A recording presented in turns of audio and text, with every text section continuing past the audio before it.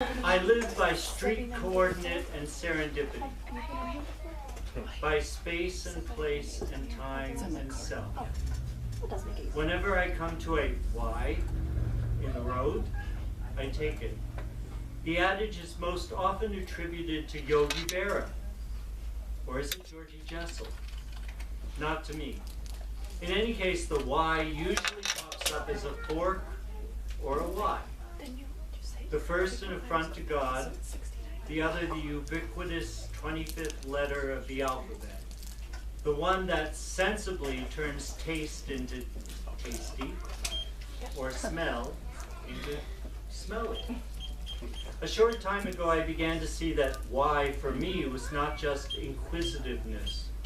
It was also, and had been, self-provocation. I guess it all started while playing with Einstein in the backyard and dreaming of becoming a great sorcerer. I once lived at a crook in a road. An offshoot of an old postal route, the dirt lane was championed by an old road society, and so it remains unpaved to this day. At the crook, a 200-year-old toll house sits in an elfin vale that hauntingly, even while semis barrel down 4 lanes within earshot. The city rise not far away. The hidden neighbor is put his said houseghost, though I never ran into an apparition, whether in the attic or parlor or basement. The deep swimming hole nearby is what's left of the hamlet's grist mill, and a coyote occasionally stalks the neighbor's chickens. Serendipity led me to move in. The lord of the house, with his frequent back and forth cross-Atlantic work with the prince, required a caretaker. The pets needed grooming, the property watched, the parlor vacuumed, the neighborhood ghosts kept in their place. He offered me the key, though the door, as was common in the hamlet, was never locked. A small antique bedroom overlooking the back fields and racing stream became shelter to my view. Whenever I come to a Y in the road, I take it. I was the sorcerer's apprentice. Pots and kettles brimmed and whistled, brooms danced, cats purred, while dogs slept by the fire. The little dog always found my lap.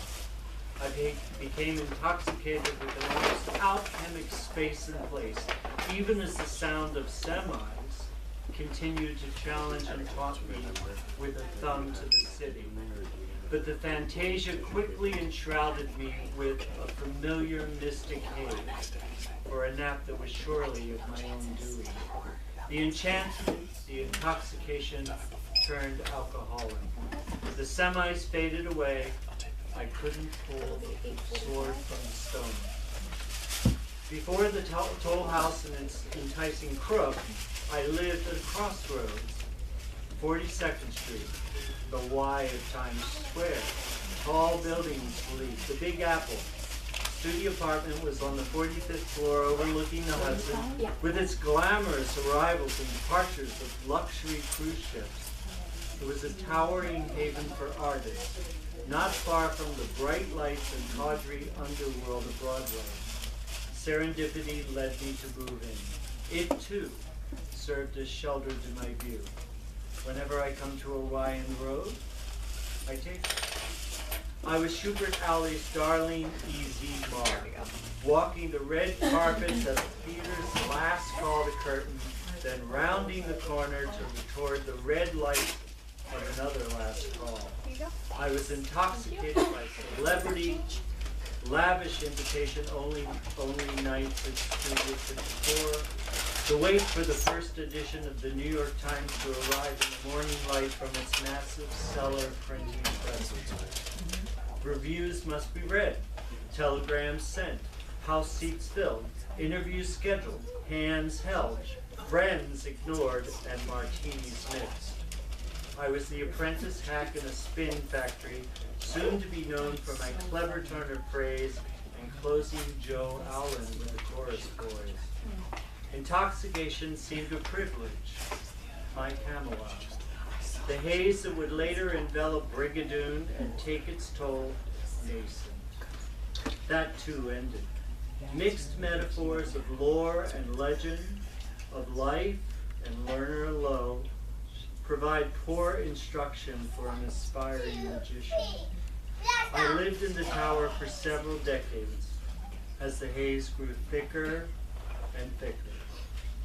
Of course, all one's life is tethered or untethered by serendipity and street coordinates.